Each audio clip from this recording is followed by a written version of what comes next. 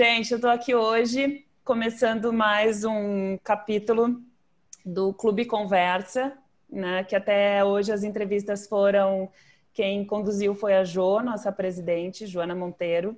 E eu vou ter a honra de entrevistar e bater um papo com a Samantha Almeida, nossa querida amiga, Woman to Watch 2020, 2020.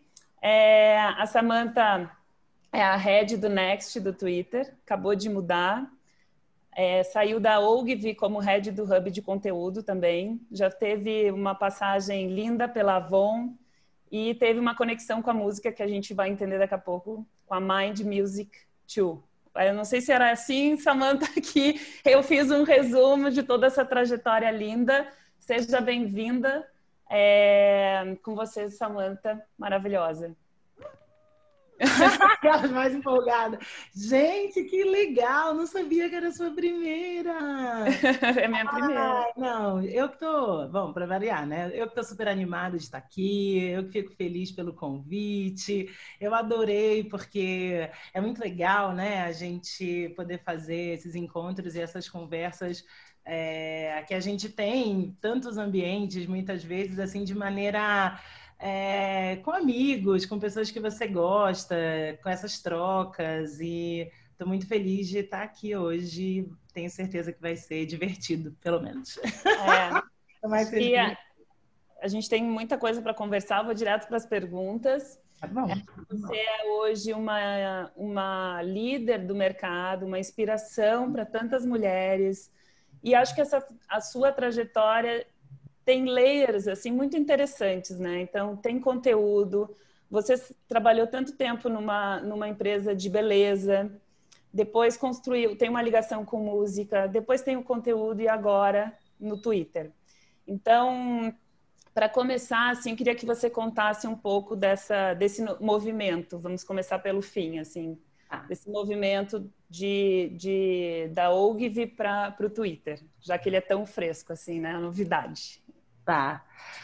Olha, assim, primeiro de tudo, eu acho que a minha carreira, acho que a vida em si é uma mistura de ai, que susto, vai dar bom, sabe? Então a vida inteira é ai, meu Deus, é a dança do vambora, é a dança do machiste, é isso que tem, o que tem para o mundo, eu acho que tem um pouco, assim, muito sobre isso. O que tem no mundo, né? Tem uma curiosidade assim bem genuína do o que está disponível, quais são os próximos passos. E essa pergunta eu faço para mim o tempo inteiro. E aí essa pergunta que me move, ela vai sendo externalizada por esses movimentos, né? Que são movimentos muitas vezes pessoais, que vão se refletindo profissionais, e muitas vezes são movimentos profissionais que se refletem pessoais.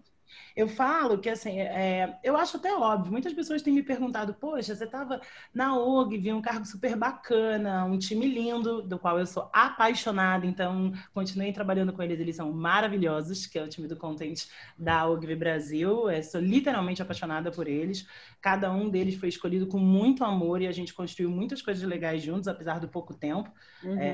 Né, que tempo se transformou numa matéria tão indefinida que tempo e muito pouco virou abstrato conceito. Mas em um ano a gente construiu coisas tão legais e tão relevantes juntos que eu sempre acho que os ciclos eles podem ser sempre mais rápidos e mais interessantes dependendo da intensidade. Então, eu acho que ali na Ogilvy, quando eu fui para a Ogilvy, eles já se anunciavam um ciclo de muita intensidade. Isso porque eu tenho falado sobre isso. Eu cheguei na Ogilvy num momento pessoal muito delicado, né? Eu tinha acabado de sofrer uma perda pessoal super íntima, a nossa intuição. E a minha intuição dizia, vai porque isso vai te trazer novos olhares sobre o mundo, não só sobre a comunicação, não, isso vai te trazer novos olhares sobre o mundo e sobre você mesma. Então eu chego ali naquele momento para um convite muito generoso da agência para construir uma área, para construir uma identidade, para repensar, né, a função do conteúdo. encontro pessoas incríveis, recebo o aval para trazer pessoas ainda mais incríveis, uma delas o próprio Vinícius Chagas, que depois fica com a A incumbência, posição, né? a Assim, posição de liderar essa área, alguém assim que eu já admirava há muito tempo e com quem eu desenvolvo uma relação de confiança fantástica.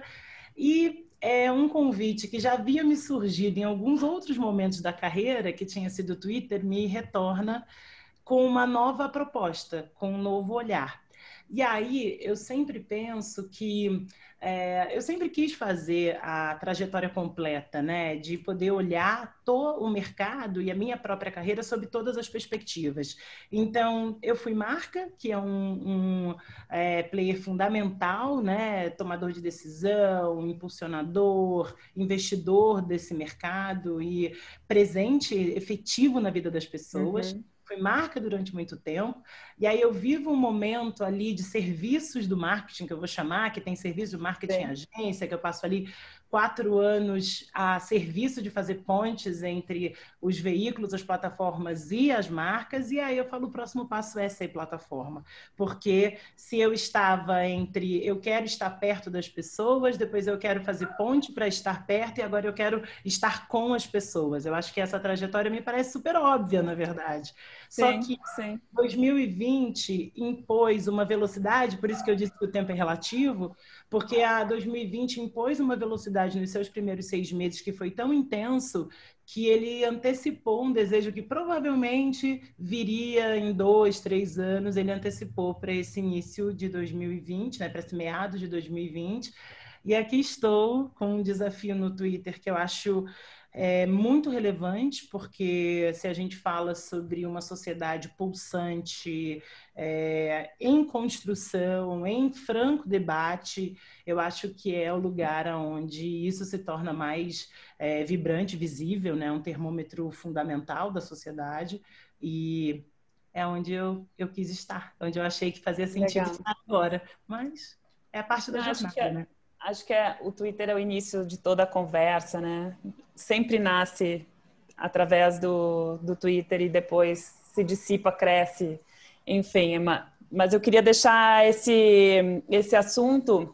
Queria que você explicasse um pouquinho sobre o seu lugar no Twitter. Então, head do Next. Não sei se todo mundo sabe o que é o Next. Uhum. Queria que você contasse um pouquinho qual é o seu papel lá e, enfim, a sua visão, o que você visiona e almeja e deseja para esse novo ciclo É. no Next. Assim, o primeiro, né, o Twitter Next, ele é a área que constrói as pontes e a relação entre os desejos e interesse das pessoas com as marcas. Ele é uma área de planejamento, essencialmente, né, um planejamento criativo, que eu falo. Ele é um direcionador, porque a gente sabe da importância para as marcas estarem nessas conexões que são muito rápidas. Muito, muito disso que você falou mesmo, né? Esse pulso social. E cada vez a gente falou, estamos vivendo e todo mundo se debate muito sobre isso, todo mundo fala sobre a economia da atenção, né? De cada segundo importa, com o que a gente está competindo com as pessoas. Então, a gente fala da importância de você estar na jornada das pessoas e não precisar ser uma parada no dia das pessoas, né? Você fazer parte real dessa jornada. E as plataformas sociais, elas são muitas vezes a jornada onde você encontra essas pessoas com as marcas. O Twitter Next faz isso, ele faz a ponte, ele faz essa curadoria assertiva, ele faz essas melhores recomendações, e ele tem, bom, eu estou na minha segunda semana, né? Eu estou muito ainda fresca em entender exatamente como que isso materializa, porque imagina, a gente que veio de agência, eu já fui marca, todas as minhas perguntas, eu estou na fase de fazê-las, então ainda estou na busca das respostas. E eu acho que a busca das respostas ela é eterna, mas especialmente, né, o que é esse Twitter Next em 2020, nesse momento de mundo tão delicado e relevante que a gente está vivendo. Eu tenho pensado muito, muito na perspectiva de qual é o meu papel, né? Eu sempre, a carreira como um todo, acho que desde que eu entendi que meu olhar era na comunicação, que eu tenho tentado me pensar como ponte. né, e repensar esses lugares do que é a responsabilidade da comunicação, qual que é o potencial e o poder da comunicação. Faz sentido criar desejo sem assumir responsabilidades? Qual é o lugar que a gente traz? Qual é o berço que a gente cria para receber as pessoas? Oferecer produtos e serviços é o suficiente? Quais são as expectativas, as novas expectativas do consumidor, que são pessoas, né? Porque a gente chama de consumidor, mas eu sempre penso das pessoas. Eu, você, as pessoas com que a gente se relaciona, as pessoas que a gente não se relaciona, mas que estão todas dentro da plataforma. Não acho que isso vai mudar. Eu sou sobre pontes, é sobre isso que eu acredito. Acho que é fundamental lugares onde o debate seja aberto, tanto na narrativa quanto a contranarrativa. E eu acho que é isso que a gente está aprendendo sobre o novo mundo, de que a gente tem espaços para dizer o que a gente acredita que deve ser dito, e também existem espaços para que a gente ouça aquilo que as outras pessoas acham que devem ser dito. E que essa narrativa e contranarrativa é fundamental para tudo. Pessoas, marcas e projetos, porque é nesse caldeirão que eu acredito que surgem as oportunidades de construir coisas que são relevantes, né? Efetivamente relevantes, e mantém a atenção das pessoas com você, constrói marcas, constrói relações. Não, você falou uma coisa que é muito verdadeira, assim, a escuta, né? E o quanto é raro, assim, marcas que se colocam realmente no lugar de ouvintes das pessoas e que estejam confortáveis em não ser o centro das nossas vidas, né? Porque as marcas não são sempre o centro das nossas vidas, elas querem muito ser o centro das nossas vidas, né? Então essa busca por atenção das marcas passa por saber escutar as pessoas, e acho que se é difícil nas nossas vidas a escuta, no nível das empresas e das marcas, muito mais, né, Samantha? É que isso é muito novo, né, Keka? Se você for pensar, essa relação de mercado, aquele horizontal que a gente tem, de novo, ele tem a narrativa, ele tem a proposta, você propõe para o mercado uma comunicação, mas as pessoas te devolvem alguma coisa e não necessariamente isso foi o que você planejou, que elas entenderiam, gostariam, ou que elas esperavam sobre o teu produto, tua marca, o teu serviço, isso é muito novo.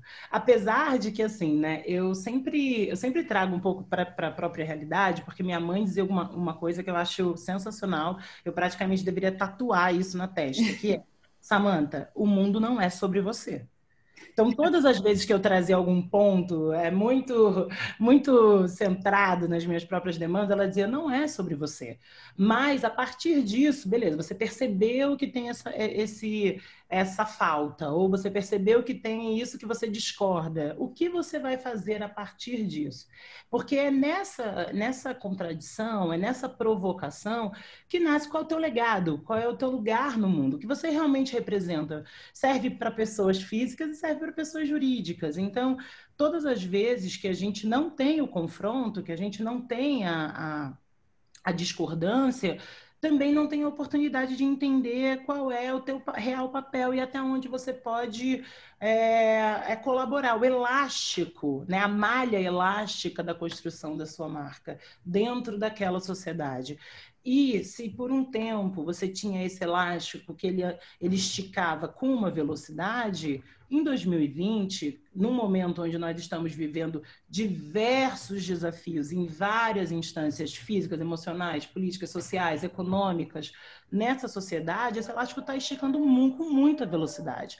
Então, eu sinto que é muito mais sobre esse ineditismo, da onde você tem que lidar com coisas de que nós não fomos preparados, né? Nós não recebemos essa aula, e isso demanda uma capacidade de reinvenção, uma capacidade de lidar com realidades adversas, de ser contrariado, que não eu diria que não é matéria ativa de construção de marcas, né? De construção de linhas de produção, né? Porque, ao contrário, a gente aprendeu a agrupar, fazer correto, igual e sempre. e o mundo está dizendo, não tem corretos, corretos estão sendo questionados, não tem sempre, o tempo está sendo questionado. Lidar com o imprevisível, eu acho que é o novo, talvez o grande novo desafio. E saber a sua verdade, né? Isso no momento que você escuta, que você não perde a oportunidade de ouvir e aprender, isso que você falou é muito, muito real, assim, também. É nesse lugar que você talvez defina onde é a sua conexão, o seu propósito e onde você pode fazer a diferença, né?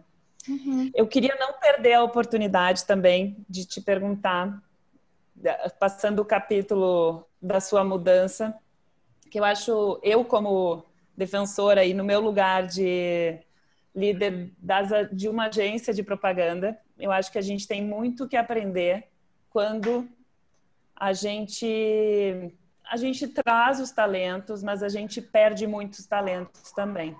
Claro que nas suas jornadas, né, para ganhar o mundo, você fez um trabalho lindo na Ogilvy, deixou um legado maravilhoso com um time que está aí liderando o trabalho que você liderava antes. Mas eu queria também ouvir você falando, se você tivesse uma dica para nós, agências de propaganda, para conseguir reter talentos como você, o que você diria, assim? O que falta? Porque sempre, em algum momento, a gente perde muitos talentos femininos que estão ali quase no lugar antes de ser uma CEO, de ser presidente, de comandar geral assim, uma empresa. Queria saber o que a gente tem que ouvir como agência de propaganda para não perder talentos como você. Ai, meu Deus! Musa! Olha, tô brincando.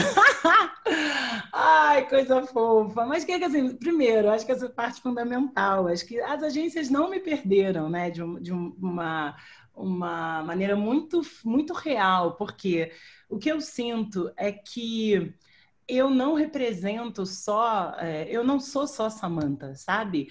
Eu represento um pensamento, eu faço parte de uma onda que tem milhares de pessoas que fazem parte, e eu poderia citar um nome de 20, tem 20 nomes, entre pessoas que estão questionando o mundo, que estão olhando para a criação e para a comunicação como uma ferramenta de transformação.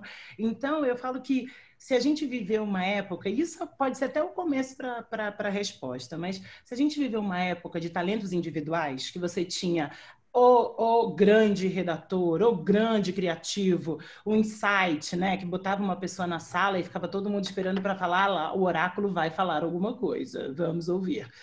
Não tem mais. E nem ninguém vai ocupar esse lugar de oráculo, porque o futuro será co-criado. O futuro será um pensamento coletivo, dividido por pessoas que estão olhando para um horizonte que, por incrível que pareça, muitas vezes não as contempla. Porque muitas das minhas pautas, eu sou uma senhora de 40 anos, cara, sabe? Muitas das coisas que eu estou dizendo e que eu tô pleiteando não são para mim ou sobre mim.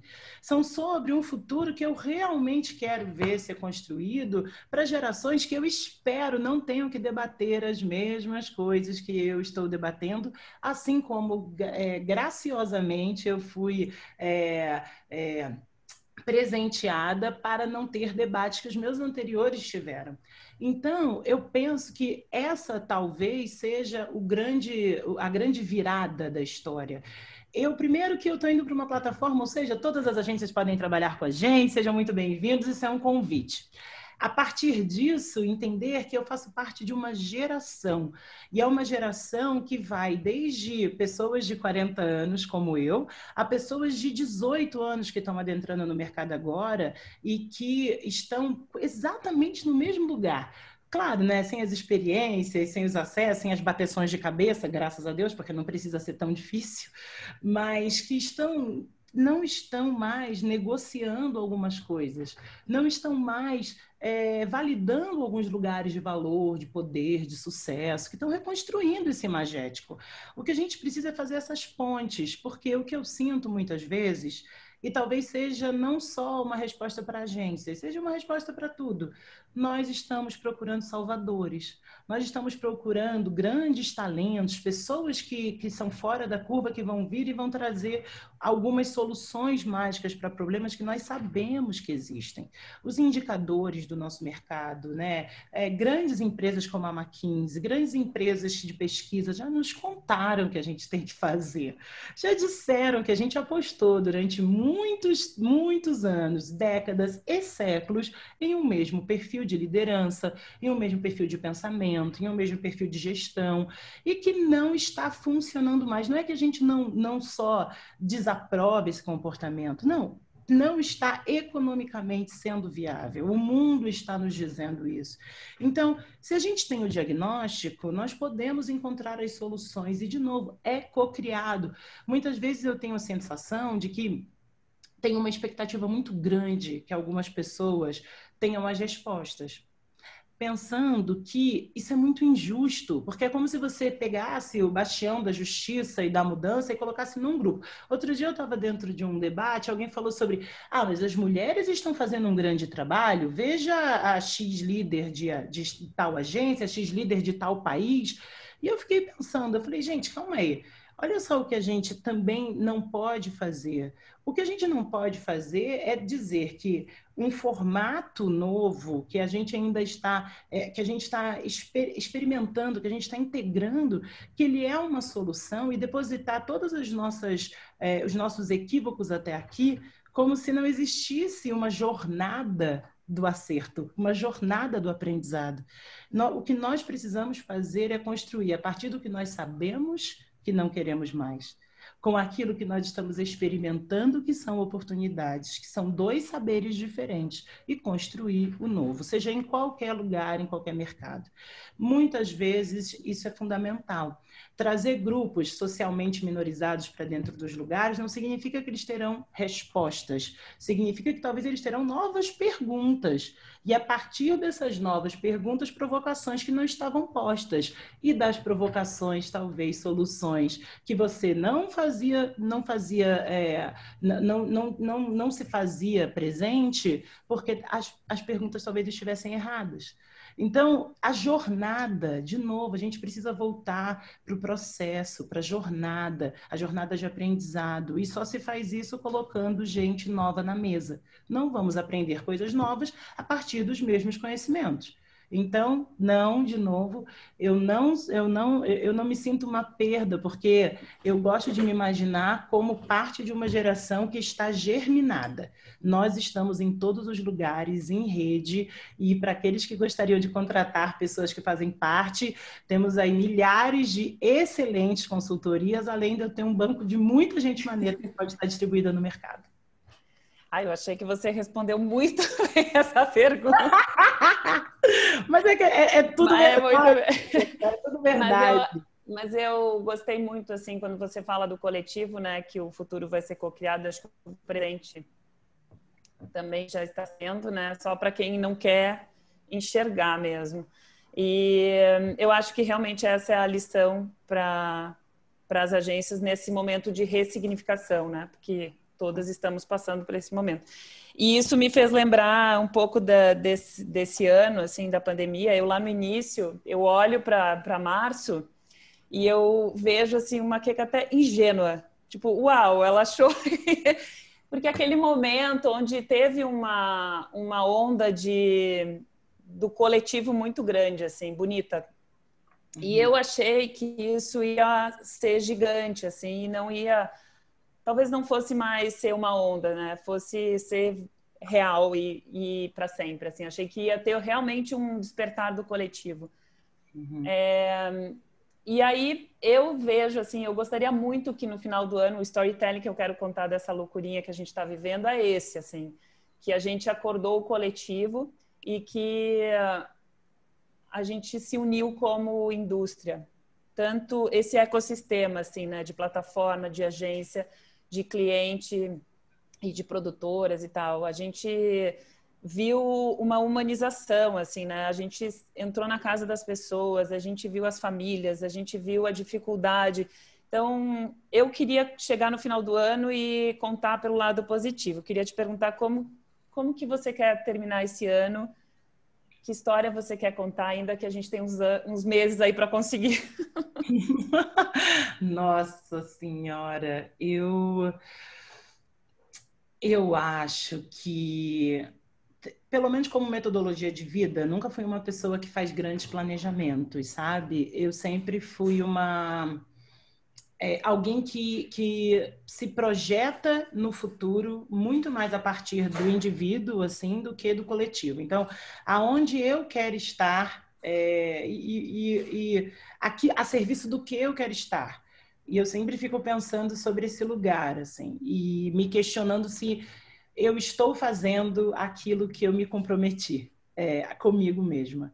Então, quando eu fui obrigada a pensar nesse coletivo, eu também partir um pouco desse princípio, porque é claro que eu acho que a pandemia ela traz para a gente um senso de uma finitude eminente, né? Uma finitude coletiva eminente. E pode ser, eu entendo, que talvez há muito tempo, enquanto grande coletivo humanidade, nós não vivíamos essa sensação tão clara de finitude, de que podemos não estar aqui por muito mais tempo, pois somos seres finitos como coletivo. Porém, por incrível que pareça, não foi a pandemia que me despertou um senso de urgência pessoal muito sofrido, sabe? Para mim, a morte do George Floyd e o movimento do Black Lives Matter, ele me impactou mais. E por quê? Porque se enquanto coletivo eu tenho essa demanda da morte, da finitude, que me pareceu nova, enquanto grupo de pessoas pretas, ela não é nova. Ela é cotidiária, como diz a minha terapeuta maravilhosa, né? Ela é cotidiária. Ela te traz a essa realidade todos os dias de uma forma muito presente às pessoas pretas, exclusivamente no Brasil, que é um país institucionalmente racista. Ele te coloca diante da morte como uma possibilidade real. E aí, falando assim, fica parecendo aquele discurso: ah, mas pelo amor de Deus, uma mulher bem-sucedida, está protegida aí nos seus poderes econômicos, né? Não parece dramático a posição. Mas é engraçado porque essa proteção pessoal, eu entendi que por mais que eu trabalhe, por mais que eu tenha cargos, por mais que eu ganhe visibilidade, por mais que eu ganhe cadeiras, eu nunca vou ser o suficiente para proteger todas as pessoas pretas que eu amo de um sistema porque o sistema é muito maior. E a imagem, até porque eu acho que de uma forma o movimento as pessoas negras se sentiram e as pessoas brancas também se sentiram tão agredidas com uma morte que é televisionada ao vivo, e por mais que você esteja presente, você sente as pessoas tentando impedir, mas elas não podem, porque o sistema, a instituição é maior. E essa imensa vulnerabilidade, essa imensa incapacidade, né? Essa injustiça incontida, ela me pegou de um jeito que há muito tempo alguma coisa não me pegava. Então, primeiro no momento físico, então eu me senti muito mal, eu literalmente entrei num processo muito, muito delicado e muito pessoal de ter contato com memórias e com sentimentos muito duros e muito profundos. Na sequência, eu fiquei com muito medo, um medo físico, que começou a me dar medo do que você vai falar, do que você está fazendo, um medo que por um momento eu pensei, meu Deus do céu, para onde que eu vou, né? Para onde que eu faço? E depois, porque eu tenho um irmão de 13 anos, que é um garoto retinto, que tem 13 anos, mas ele tem 1,80 m de altura. e que quando você conversa com ele, você vê que basicamente a vida dele se resume a Free Fire e a dúvida sobre matemática ser uma matéria muito complexa e dificuldades para acordar, para pegar para as aulas online, como todo mundo. Mas quando a gente vai a um supermercado e nós estamos desmascarados, porque é uma determinação sanitária, as pessoas têm muito medo dele. E fazer fazer essa constatação, porque ele vai precisar usar máscara por muito tempo, em lugares onde as pessoas estão com medo e elas estão preparadas para reagir a ele como se ele fosse uma ameaça. Essa realidade me colocou de frente a algumas coisas que há muito tempo eu não enfrentava. Então, essa urgência de transformação, por isso que eu digo, não dá para ter avanços individuais, porque por mais que você avance, por mais cadeiras, por mais rica que eu fique, eu nunca vou poder fazer com que 24 horas do meu dia ele esteja protegido, e ele se estende a praticamente metade da população. Então, a gente precisa construir, seja qual for o espaço que você ocupe, seja qual for a instância que você influencie, nós precisamos construir urgentemente uma sociedade que não tenha medo de um garoto de 13 anos. Porque, para mim, ele é meu irmão. Para mim, eu sei que ele é uma criança, mas o mundo não sabe. Isso é aterrorizador. Então, assim, eu passei alguns dias sem dormir com essa informação, pensando, o que eu vou fazer? Eu vou mandar ele para algum lugar? Mas para onde? Porque em todo lugar isso vai ser ameaçador. Mas eu vou oferecer o que fazer? Então, para mim, o resumo de 2020 vai ser um ano de um grande despertar e de uma revisão das minhas urgências, porque eu vinha muito sobre... Minha pauta é a empregabilidade, eu acredito na educação como ferramenta de transformação de realidade. Foi o que aconteceu comigo. Então, eu estava ali, vamos fazer a comunicação mais plural, mais diversa, vamos embora, galera, contratação de pessoas pretas, é um mundo, sabe, acredito na transformação coletiva, mas tem pautas individuais que são muito viscerais e que eu entendi que eu preciso compartilhar e eu preciso agir. Quais as ferramentas? Então, eu estou numa fase de processo de busca de ferramentas, sabe? Para entender como é que a gente vai criar transformações eficientes. Eu também não sei. Então, eu chego no final de 2020 com muitas dúvidas, muitas faltas, muitas demandas, assim. O que esse assunto é também muito forte e necessário.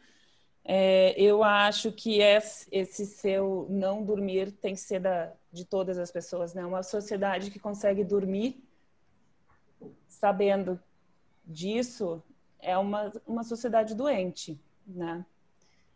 Na mesma época, né? Tipo, eu vi um post do Felipe, redator, Felipe Silva, querido amigo, e ele falou que ninguém entenderia o peso que é ter uma criança negra, educar uma criança e ser pai de uma criança negra, tipo, hoje, nesse cenário do mundo.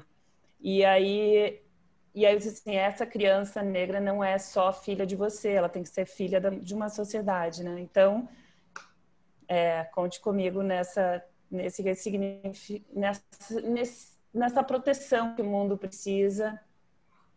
E aí eu vou para a pergunta que tem tudo a ver com isso, que eu vi uma entrevista sua, que eu vou ler aqui, que eu achei muito lindo, assim.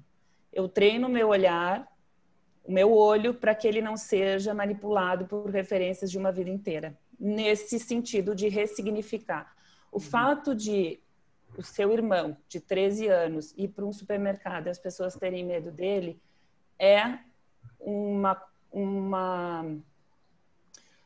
referência estética muito forte de anos de uma cultura opressiva, de um único olhar do bem e do mal, do certo e do errado, do bonito e do feio, do perigoso e do seguro. E esse é um motivo de muito estudo para mim, porque como diretora de arte, né, meu background como diretora de arte, eu acho que o olhar estético hoje talvez nunca tenha sido tão importante o trabalho, o esforço que a gente tem que ter para ressignificar e reeducar os olhos de todo mundo. Assim, queria que você falasse um pouco qual é o seu treino, onde trazendo mais, se cercando de referências e dando o palco, né, o espaço para essas referências novas, necessárias. Queria ouvir você falando sobre isso. Acho que a primeira coisa para a gente olhar para o outro, você precisa olhar para você, né? Então, assim, a jornada, ela precisa partir do autorreconhecimento. Então, né, para quem possa interessar, basicamente eu sou uma mulher negra de uma família constituída por uma pessoa branca e uma pessoa negra.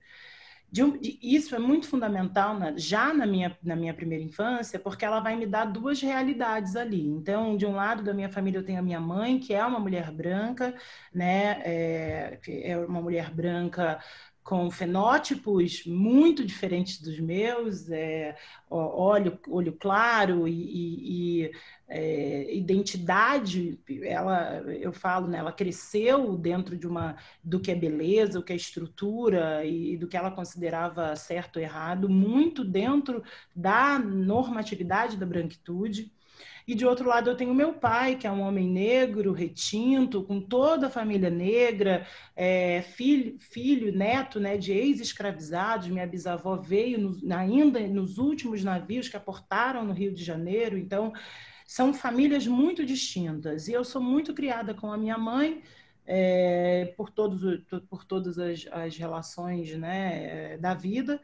Então, eu levo um tempo para poder me entender como mulher negra nesse contexto. Então, eu falo que as minhas primeiras referências, elas são muito a partir do olhar da minha mãe, que é uma mulher branca, que faz um trabalho incrível na minha educação, mas que me oferece a sua própria perspectiva de mundo.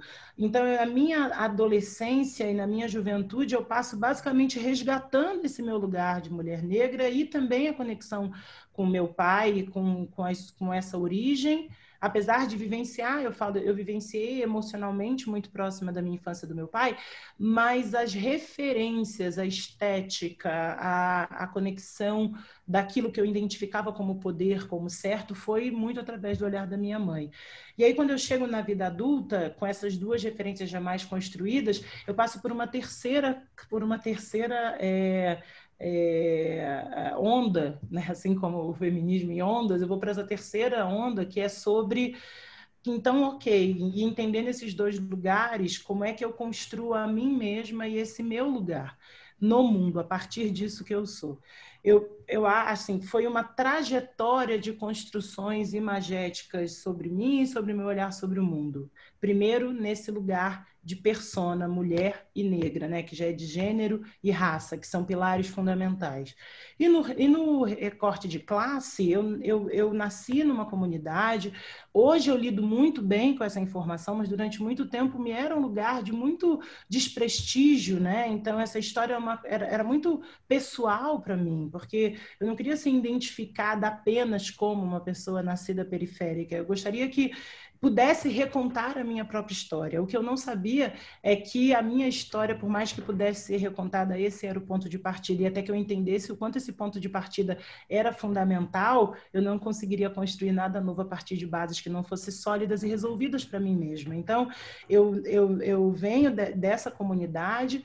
Durante muito tempo da minha infância eu moro nessa comunidade, mas eu estudo em bons colégios, eu frequento bons cursos. Como eu disse, minha mãe ela era uma adepta de Paulo Freire, no poder da educação como transformador. Ela sempre garantiu que...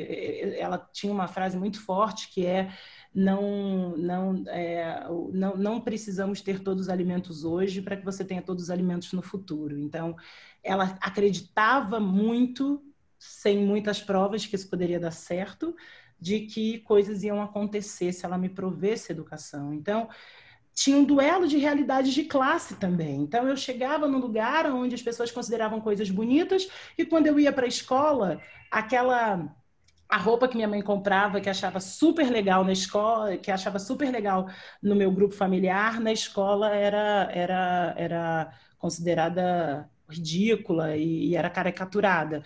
Quando eu trazia, por exemplo, que eu ganhava na escola um tipo na época era muito famoso, um tipo de queijo, de lanchinho que eu trazia para casa. Quando eu trazia para casa, as pessoas que ficavam comigo, né, que eu conhecia no bairro diziam, mas isso, o que é isso? Isso não é bom. Então, eu entendi dentro de muito cedo que os 3 pilares de raça, gênero e classe, eles eram fundamentais que a gente analisasse também pelas perspectivas, né? Que eles não eram só conceitos estáticos e binários, bom, ruim, mal, certo, errado, mas que eles eram contextuais. Eu acho que isso me deu uma vantagem. Durante muito tempo eu achei que era uma desvantagem esse lugar. E aí, quando eu me apropriei desse lugar, ele se transformou numa vantagem, porque o meu olhar ele foi sendo obrigado a se desacortinar, não foi uma opção. Quando eu chego no mercado de comunicação, eu começo a perceber, e foi a minha primeira grande percepção, eu já tinha 30 anos numa reunião, onde foi o primeiro cargo de gestor, então eu tinha ali uma interface importante, e numa mesa de reunião, nessa época, a CEO do grupo que eu trabalhava começou a fazer várias explanações sobre a classe C e sobre o novo mercado que surgia a partir de uma nova situação econômica, que tudo que ela dizia me era muito familiar. Então, ela dizia, não, porque agora eles podem tal coisa. E eu dizia, nossa, é verdade, minha mãe comprou mesmo isso. Não, porque agora as intenções, eles dividem, porque o crédito, porque eles começam a criar canais, e é verdade, minha irmã abriu um canal mesmo na rede social. De repente, é tão maluco que ela ia me dizendo as coisas e eu internalizando aquilo e eu falava, gente, sou eu. Ela está falando sobre a minha realidade. E aí eu entendi que eu não estava... que enquanto as pessoas falavam sobre, eu falava com, porque eu falava de. E que pela primeira vez eu era uma insider dentro de um universo que me traziam informações que eu achava comum, mas que não era comum. Quando eu trazia algumas pautas para as mesas, as pessoas diziam, nunca ouvi falar disso. Eu falei, pelo amor de Deus, como não? Tá aí, tá na rua, todo mundo faz. Mas não era todo mundo. O meu todo mundo não era o todo mundo dos lugares que eu estava. E aí eu comecei a fazer uma análise muito engraçada. Desde o meu primeiro emprego, eu trabalhei em multinacionais e muito por causa das boas escolas que eu frequentei, e eu nunca tinha podido consumir os produtos das empresas que eu trabalhava. Eu sempre consumia ou mais barato, ou no bazar, ou sem... E eu ficava pensando, caraca, você trabalha. E nessa época eu já tinha quase, sei lá, 12, 13 anos de carreira e me vi pensando, você trabalha para empresas e marcas que você nunca pôde consumir. Caraca, moleque! Tipo, me deu um clique que eu falei, eu agora que tenho algumas ferramentas emocionais, estruturais e também de poder de transformação das cadeiras que eu ocupo, é hora de usar essas ferramentas. E por incrível que pareça, dali a minha carreira ganha outro rumo, porque foi o que você disse.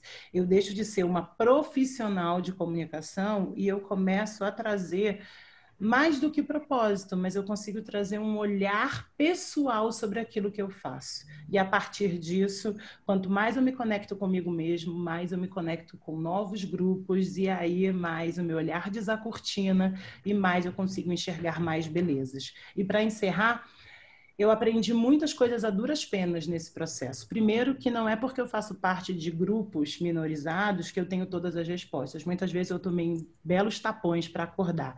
Você fala, quando você acha que você representa muita gente, você descobre que você representa só a você mesma. E que você tem algumas intenções coletivas, mas que no fundo do dia você é você. E que você precisa se limitar a isso, porque também importa.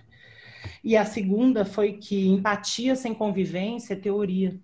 Então, não adianta eu achar que eu quero falar sobre X ou Y tema, que esse grupo que eu não só não faço parte, como não tenho convivência, porque a grande chance de ser só uma perspectiva estereotipada, até bem intencionada, é enorme.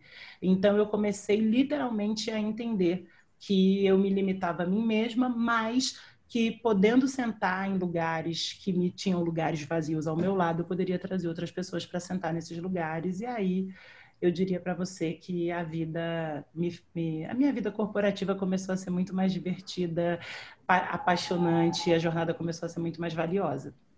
Que demais. Muito. Ai, sai, desmontei o lookinho. Tá maravilhosa. Eu vi também um post seu, acho que isso de aceitar a sua identidade tem muito a ver. A minha trajetória como diretora de arte sempre foi, quando eu entrei no mercado, vivendo a imposição, quero ser igual à estética imposta, então eu queria seguir para me sentir aceita como diretora de arte, e teve um momento que eu disse assim, mas se eu fizer alguma coisa que só eu gosto, será que vai ser melhor? E aí também, esse momento de, uau, deu certo. E aí eu comecei a me divertir porque o que você traz, que é só você, tem valor, né? E aí eu vi um post seu dessa sua busca pela sua história, do seu DNA, da sua, né, a história do teste do DNA. Queria que você contasse um pouquinho e o quanto esse saber essa informação ajuda você a compor o seu olhar e a sua aceitação da sua história, porque isso foi tirado, né, das pessoas negras. Eu acho que, assim, primeiro, uma coisa importante, né? Você não precisa saber da onde você veio para saber quem você é. Porque o ponto de partida, sempre, de todas as vidas, o ponto de partida é essa realidade que a gente tem aqui, ó. E eu gosto de falar sobre isso, que é o poder do agora. Então, assim, se até agora não deu bom, sabe? Se até agora você olha e fala, não deu bom, acho que não fui legal não, gostei não. Tá tudo bem, cara, tem vida, estamos aqui, estamos firmão, tá forte, vamos embora, a vida segue. Porque o fato, para mim foi importante fazer alguns resgates, porque eu tinha memórias muito distorcidas sobre as histórias da minha família, né? Tanto de um lado quanto do outro, porque mesmo a minha família branca é uma família que tem histórias muito duras, né? Minha família da minha mãe, ela vem fugida de fazendas de Minas Gerais, minha avó vem com 3 filhos, com 20 anos de idade, vem com 3 filhos para o Rio de Janeiro, chega na rodoviária e é cuidada por uma pastora e levada para a Rocinha, que na época não era a Rocinha que tem agora, e é levada para esse lugar porque ela tem 3 crianças de 4, 2 e 6 anos e não tem para onde ir, porque ela foge de um relacionamento extremamente abusivo e violento, e é assim que começa a história da minha família. Então, a partir desse rompimento, da fuga, eu também não tinha, né? Da onde veio? Fugiu da onde? Fugiu do quê? Em compensação da minha família negra, por óbvio, né? Pela história do país, né? De saber que meus parentes foram trazidos de algum lugar, de um continente gigantesco, e de que muitas vezes, mesmo eu voltei à África do Sul, eu fui à África do Sul em algumas vezes na minha vida de férias, e a minha sensação de estar num lugar majoritariamente negro, mas onde as pessoas negras têm outras funções sociais, me foi muito impactante. Então, eu acho que essa busca foi muito a ver sobre os impactos que eu fui recebendo ao longo da vida. Mas isso é importante, mas isso não define, né? O fato de você saber se você tem 4%, 3%, 18%, não define a trajetória da vida de alguém. O que define a trajetória, e sim, são as oportunidades e as influências que, para mim, são fundamentais e determinantes, que dos contextos que você está inserido. Então, eu sempre trago isso porque eu não quero nunca que a minha trajetória seja usada como jornada do herói para dizer, lá, olha que maravilha, a menina nasceu lá no negócio e veio e venceu. E não é verdade, porque não é verdade. Não deveria ser tão difícil para as pessoas. Não deveria precisar ter esses ciclos migratórios em busca de coisas. Não deveria abrir mão, né? Como eu disse, muitas vezes minha mãe fez escolhas muito duras, tão duras que eu acho que é, uma certa forma, eu acho que se abrevia a vida ao fazer escolhas tão duras como ela fez, que não deveriam ter sido necessárias. Deveríamos promover uma sociedade onde as pessoas pudessem ter, sim, o livre direito de escolher ao que dedicar a sua energia de trabalho, sua alegria, sua capacidade motivacional, ou a sua capacidade de simplesmente escolher fazer coisas que sejam prazerosas individualmente. Isso é um direito institucional, é um direito do ser humano. Mas não é assim, né? Então, o resgate, quando eu fui atrás do meu resgate de histórico, da onde veio as pessoas que construíram hoje a minha carga genética, foi porque, de uma certa forma, eu não gostaria que os meus irmãos mais novos precisassem passar pela jornada dos 40 anos para ter algumas respostas. Então, esse ano, como eu disse, foi um ano que eu fui muito chamada a uma responsabilidade de cuidar dos meus também. Eu tinha tomado a decisão de que eu faria os nossos testes de DNA e que nós faríamos uma viagem. Nós somos em 4 irmãos, mas 3 principalmente, que nós faríamos essa viagem coletiva de retorno a esses lugares que dessem nossos testes. E eu queria fazer essa jornada de volta com eles. Então, era um plano, como 2020 não propõe planos, como 2020 vai, tu tem plano? Não tem. Tu tem? Não, não tem. Ah, não vai ter. Aqui não tem plano, querida. Aqui não tem plano. Então, para mim, ficou para mim que entre o que eu sou, o que eu achava que eu era e o que eu quero ser, eu quero focar no que eu quero ser, porque o resto independe de mim, e aonde depende de mim, onde eu quero botar minha energia. Perfeito.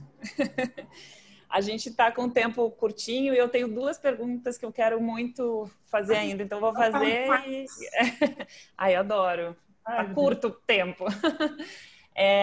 Tem muito a ver com isso que você falou, né? Que eu vi... Um dia eu estava entrevistando a Isa numa oportunidade que eu tive, incrível, também um outro momento que eu coloco assim na minha carreira, que foi aqueles momentinhos que a nossa cabeça faz assim, abriu aqui um portal. E nessa nossa conversa, ela disse assim, que ela falando muito do Emicida, né? Que o retrato que o Emicida tinha dito na primeira viagem que ele fez para a África, que ele teve um sentimento de ser só uma pessoa. E que ela, por muitas vezes, queria ser só uma menina que canta bem. Mas que ela entendia que hoje, no mundo que a gente vive, é muito importante o papel que ela tem. E eu queria te perguntar se, nessa sua trajetória hoje, você também queria ser só uma menina que canta bem e faz tudo isso que você faz lindamente.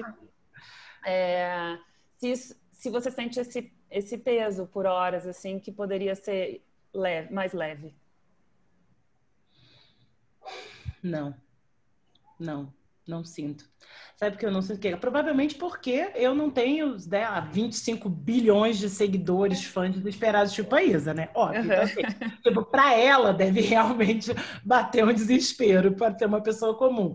Mas eu sou uma pessoa comum, então para mim, não. Sabe por que não? Porque eu me fortaleço assim, profundamente com a minha aldeia, sabe? Tinha uma coisa que, assim, eu mudei muito de escola quando eu era criança, muito, porque eu era bolsista, então, cada ano liberava a bolsa por meados de novembro, eu fazia a prova em dezembro e só saberia que escola que eu ia no começo das aulas. Então, eu ficava sempre esperando e estava sempre com o uniforme atrasado. E toda vez que eu chegava na escola, apesar de eu não ser uma pessoa tímida, é sempre um lugar novo, conquista, tudo do zero, blá, blá, blá. Era muito comum sempre saber aquelas coisas de onde você veio, quanto quem você é, blá, blá, blá. E era muito comum que eu fosse a única pessoa negra na escola, ou que fosse uma das poucas, a bolsista. Então, vinha sempre com várias... Eu sempre me preparava para não os melhores encontros da minha vida no começo das aulas. E sempre nesses começos eu trazia para casa, acho que minha mãe percebia esse cansaço, né, de sempre me revalidar em todos os espaços. E ela dizia uma coisa, assim, todas... Gente, eu vou me emocionar, eu sou muito emocionada, calma. Calma que eu tô treinando para Tá amanhã. lindo. Ela dizia assim que todas as vezes que você entrar num espaço, que você olhar em volta e você, né, sentir uma certa animosidade, você lembra que tipo, você não está sozinha. Tem uma família com você. Tipo, sou eu, seu pai, seus avós.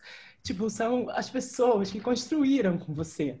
Tipo, que tem uma primeira fila inteira de pessoas com camiseta, bandeirinha, todo mundo torcendo por você, porque é o você é o fruto dos nossos sonhos.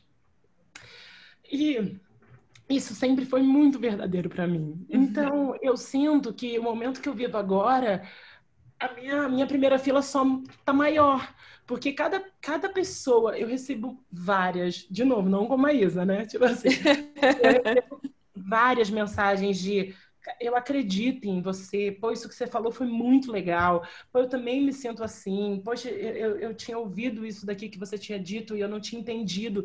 Pessoas que já trabalhavam comigo falaram, cara, eu odiava quando você dizia isso, mas hoje, depois de um tempo, eu entendi, ou dizendo, cara, eu discordo, mas eu entendo por que você faz isso.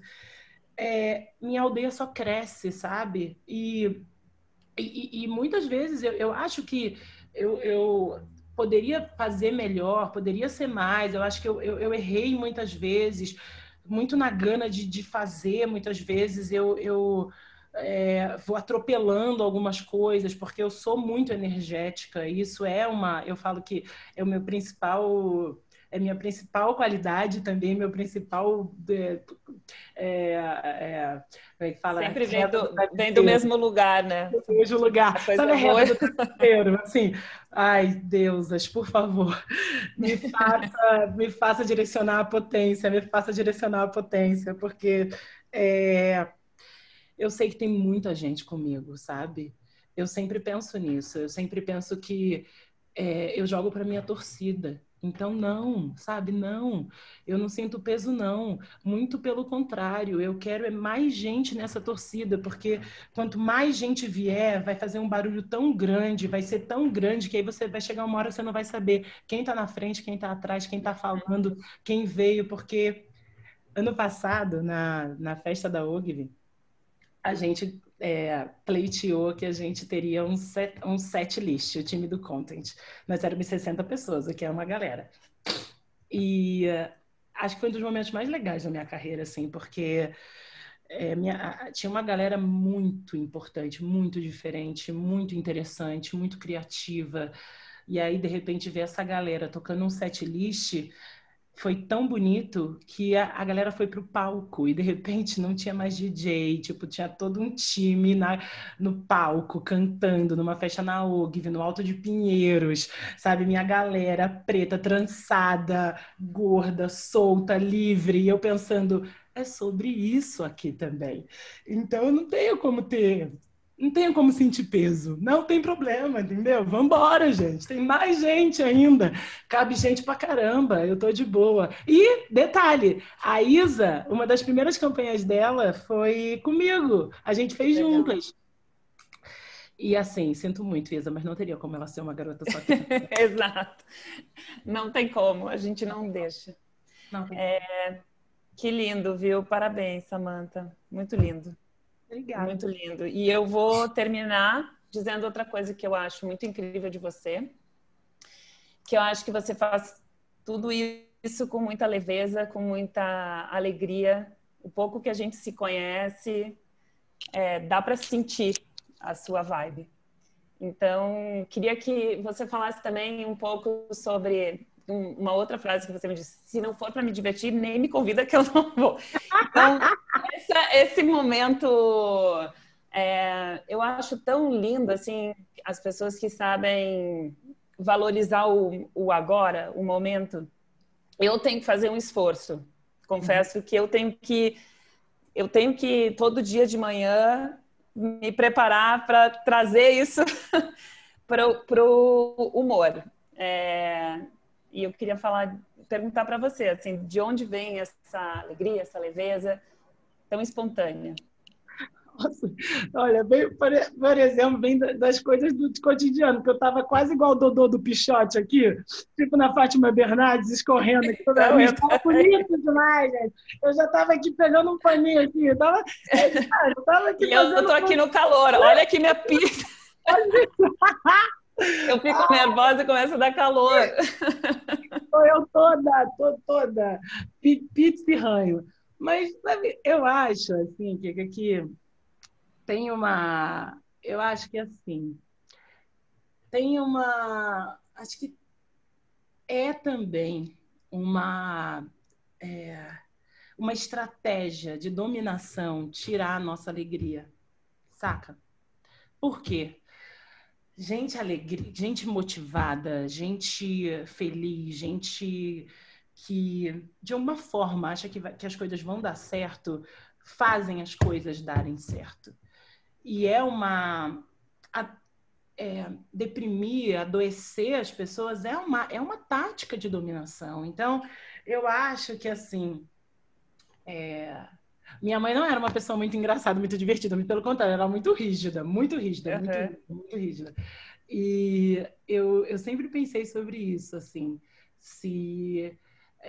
até foi uma das perguntas que a gente fez quando ela estava, pouco antes dela partir, eu perguntei para ela se ela tinha sido feliz, sabe? Porque eu tenho tanta preocupação de viver uma vida feliz, porque, de uma certa forma, eu acho que é um ato político. E não essa felicidade alienada e não exploratória, que faz você achar tudo bonito. Não, não é essa felicidade. É essa felicidade que ela é tão sua que é óbvio que eu tenho dias tristíssimos e questionamentos super profundos, mas aí a gente vai lá, deita, pede proteção e volta, porque eu tenho um compromisso com ser feliz e eu vou ser muito bem sucedida. Eu acho que tem um compromisso. Eu tenho, cada um motiva, e cada um também tem uma forma de motivar e de expressar a sua felicidade. Eu sou uma pessoa externa, né? Até muitas vezes acho que isso, de novo, são daquelas coisinhas das minhas qualidades e das minhas potências a se administrar. Samanta na caminha, de sempre administrar a potência dessa energia. Porque eu acho, né, que se eu acreditar que as coisas podem funcionar, eu coloco elas na minha cabeça, quase como elas se materializam de maneira tão verdade, mas elas se tornam tão profundamente factíveis que eu posso quase tocar. E aí, quando isso se materializa, vai acontecer, não tem como não acontecer. E aí vem todas as questões no meio do caminho, mas eu tô vendo aquela coisa sorrindo para mim, ela tá dizendo que vai dar bom, e ela é ela é muito sedutora, e essa capacidade de vislumbrar as coisas, que as pessoas falam que é a minha capacidade de estar animada, não é que eu estou animada simplesmente, eu estou vendo um troço lá na frente, e esse troço é tão maneiro que eu quero chegar nele, quero que todo mundo veja, porque é muito possível, para mim está pronto. Então, essa energia que é meu motor. E é por isso que eu preciso ver esse lugar, porque quando eu vivo momentos como esse que a gente começou a conversar, que eu olho em volta e eu penso, meu Deus, e agora? E esse é o lugar onde não tem alegria, não a felicidade, ela não consegue acessar. E esses lugares me preocupam, e são esses lugares que, em geral, quando eu bato nessas paredes que eu falo, cara, isso aqui eu não consigo ultrapassar. É o lugar onde provavelmente eu vou fazer uma quebra na minha rotina, eu vou tirar férias, eu vou me dar um tempo, eu vou precisar entender como eu vou lidar, e esses lugares são motores para o meu próximo passo. Então, assim, todas as vezes tem gente que fala sobre, eu preciso descansar. Eu preciso pensar para poder entender. Toda vez que eu estou que eu começo a ficar desesperançosa, sem felicidade, eu preciso pensar porque a partir do pensamento é motor para o próximo passo, porque eu preciso voltar a visualizar esse lugar de felicidade.